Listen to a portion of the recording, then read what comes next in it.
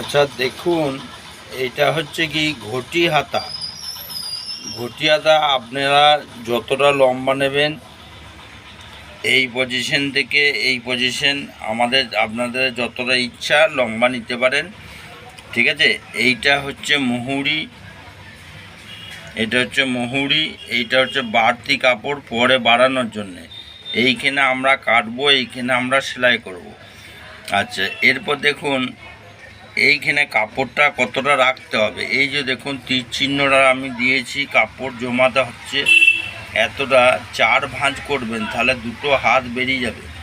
এইটা হচ্ছে কি ছাতির, দেখুন লেখা আছে ছাতির 1/4 ভাগ প্লাস 1 ইঞ্চি এই কাপড়টা রাখবেন। তারপর 1.5 ইঞ্চি কাপড়টা আপনারা বাড়তি রাখবেন। তারপর যতটা কুচি দেবেন ততটা মিনিমাম 5 ইঞ্চি রাখতেই হবে। এইখান থেকে এতটা 5 ইঞ্চি রাখতে হবে, তাহলে আমাদের ওই কুচিটা এইখানে চলে আসবে, দিয়ে আমাদের এটা ঘটি হাতা হয়ে যাবে। তাহলে আমাদের কাটিংটা কিভাবে হবে